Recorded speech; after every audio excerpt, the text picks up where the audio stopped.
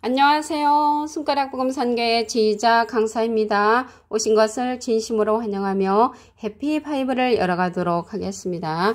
오늘 증거드린 말씀의 제목은요. 596강 예수 부활체의 실상은 이라는 제목으로 하나님의 말씀을 나눠보는 시간을 갖도록 하겠습니다.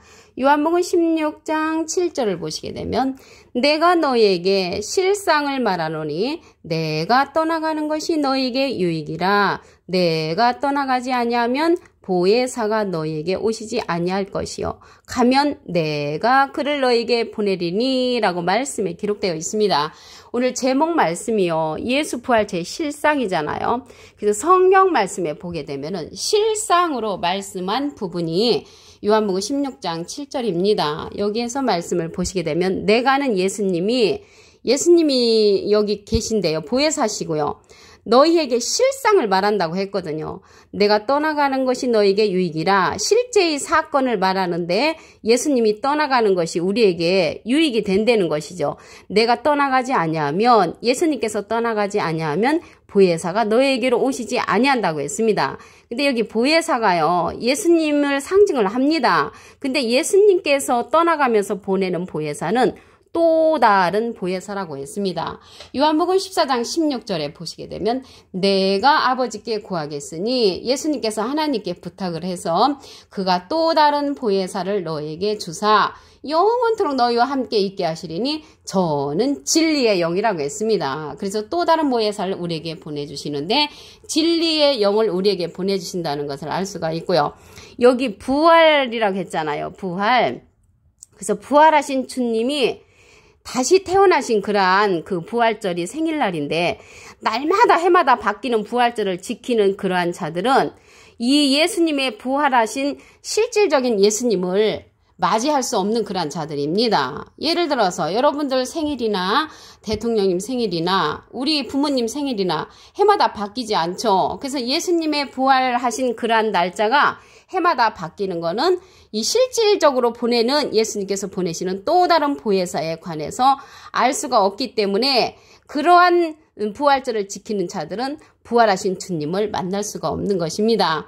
베드로전서 3장 18절 그 중간에서부터 보도록 하겠습니다. 육체로는 죽임을 당하시고 육체는 죽임을 당하셨거든요. 영으로는 살리심을 받으셨으니 저가 또한 영으로 옥에 있는 영들에게 전파하시니라. 그래서 예수님은요. 육체는 죽임을 당하셨는데 육체는 다시 올 수 없다고 했습니다. 여기서 14장 10절에 보시게 되면 사람은 죽으면 소멸되나니, 그래서 사람은 죽으면 소멸이 된다고 했고요.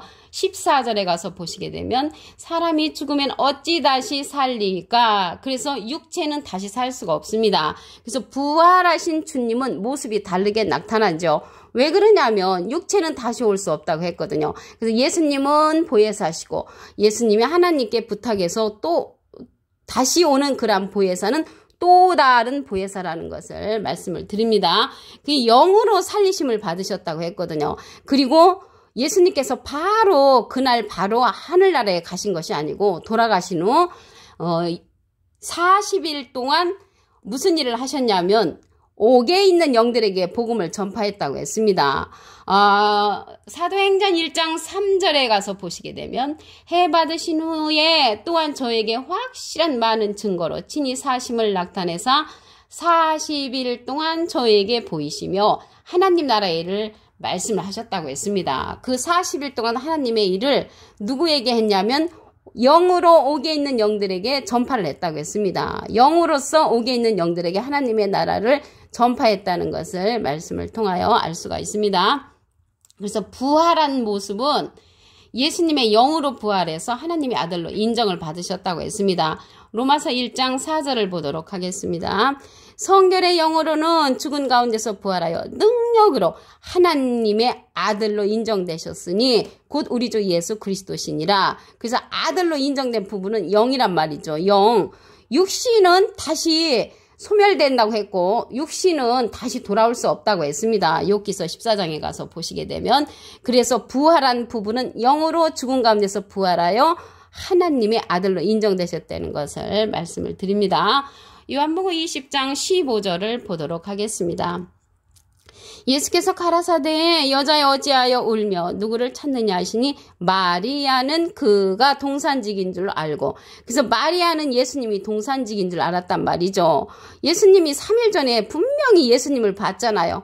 예수님을 봤는데 왜 동산직인 줄 알았냐면 여기 부활하신 주님은 모습이 이렇게 다르게 나타나기 때문에 동산직인 줄로 알았다는 것입니다. 그래서 예수께서 가라사대 한 것을 볼 때 마리아는 예수님을 갖다가 동산지기로 알았죠. 그래서 모습이 다르게 나타난다는 것입니다. 누가복음 24장 31절을 보도록 하겠습니다.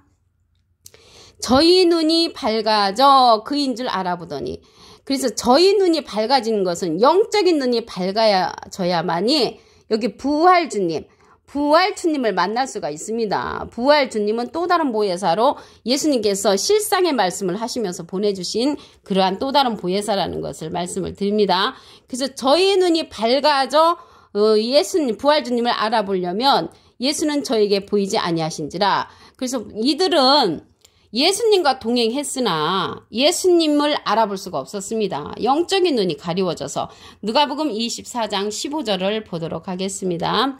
저희가 서로 이야기하며 문의할 때에 예수께서 가까이 이르러 저희와 동행하시나 저희의 눈이 가리워져서 그인 줄 알아보지 못했다고 했습니다.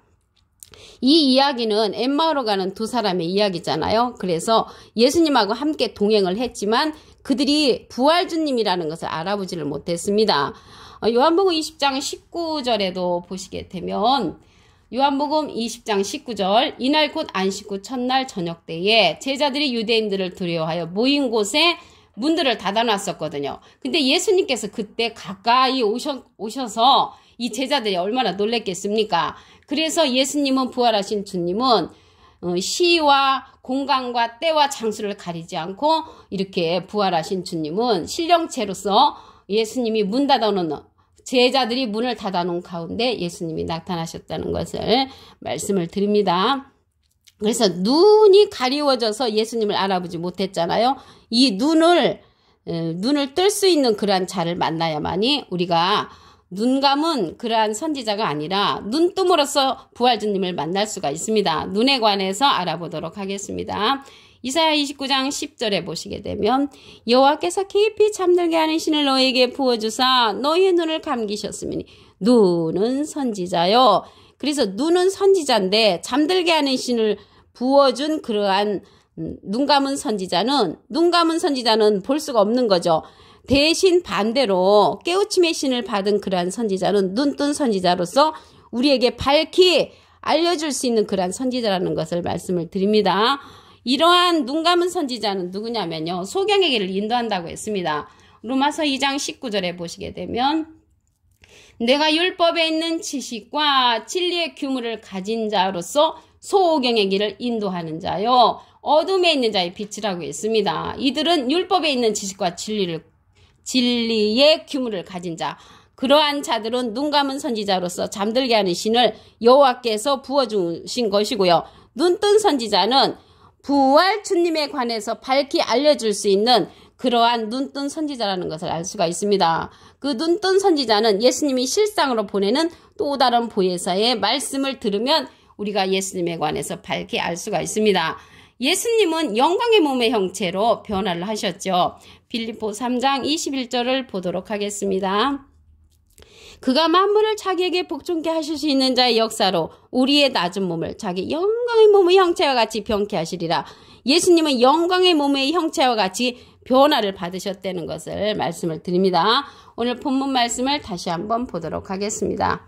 요한복음 16장 7절을 보시게 되면 내가 너에게 실상을 말하노니, 실제의 사건이죠. 내가 떠나가는 것이 너에게 유익이라. 내가 떠나가지 아니하면 보혜사가 너에게로 오시지 아니할 것이요 가면 내가 그를 너에게 보내리니. 여기 보혜사가 나왔는데요, 보혜사는 요한일서 2장 1절에 보시게 되면은 대언자가 나옵니다. 대언자 앞에 조그만하게 3자가 써 있는데 관주 성경 해석란에 보시게 되면 보혜사라고 기록되어 있습니다. 보혜사는 대언자라는 뜻을 갖고 있고요. 예수님은 하나님의 대언자 보혜사가 되는 것이고요. 예수님의 대언자는 예수님이 보내시는 또 다른 보혜사라고 말씀을 드립니다. 베드로전서 3장 18절 그 중간에서부터 보도록 하겠습니다. 육체로는 죽임을 당하시고 영으로는 살리심을 받으셨으니 저가 또한 영으로 옥에 있는 영들에게 전파하시니라. 그래서 육체는 죽임을 당하셨고 영으로 살리심을 받으셨는데 예수님께서 십자가에 돌아가시면서 바로 하늘나라에 가신 것이 아니고 40일 동안 옥에 있는 영들에게 복음을 전파했다고 했습니다. 사도행전 1장 3절에 보시게 되면 해 받으신 후에 또한 저에게 확실한 많은 증거로 친히 사심을 나타내사 40일 동안 저에게 보이시며 하나님 나라의 일을 말씀을 하셨다고 했습니다. 40일 동안. 그러면 이제 예수님 그 우편 강도 오늘 네가 나와 함께 낙원에 있다고 했잖아요. 그런데 그날 강도도 낙원에 못 갔죠. 그렇다면 히브리 4장 7절에 보시게 되면 오랜 후에 다윗의 글에 다시 어느 날을 정하여 오늘날이라고 이렇게 얘기한 것입니다. 그래서 오늘이라는 것이 그날 오늘을 말하는 것이 아니고 오랜 후 어느 날을 가리켜서 오늘이라고 말했기 때문에 강도도 그날 간 것이 아니라는 것을 말씀을 드립니다. 영으로 부활을 하셔서 아들로 하나님의 아들로 인정되셨다고 했습니다.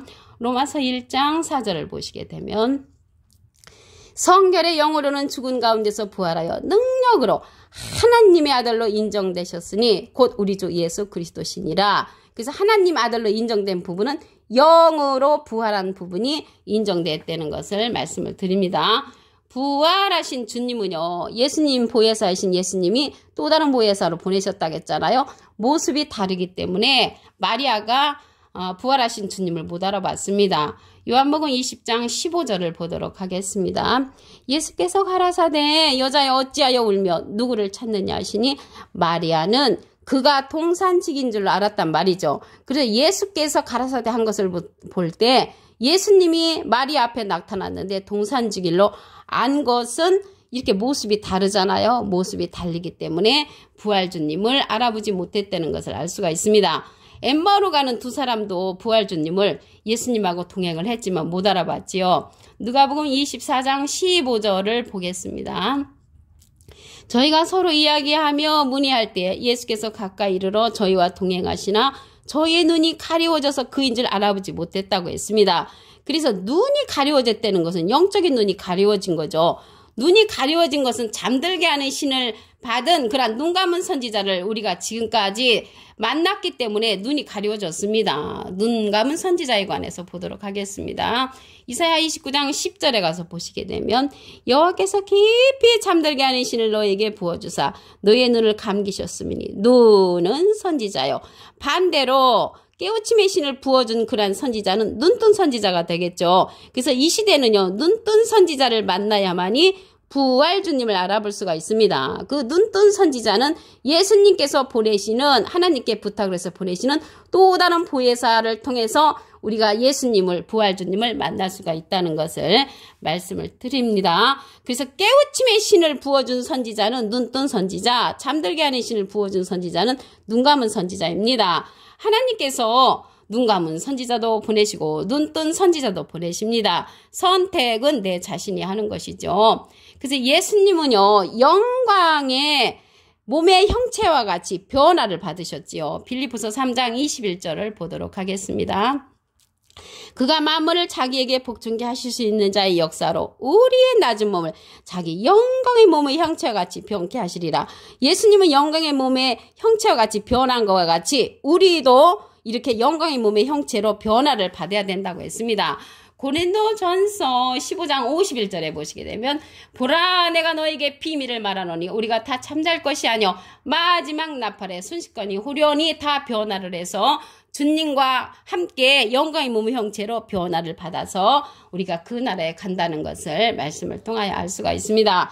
오늘 596강 예수 부활체의 실상은 이라는 제목으로 하나님의 말씀을 통하여 알아보는 시간을 가졌습니다. 감사합니다.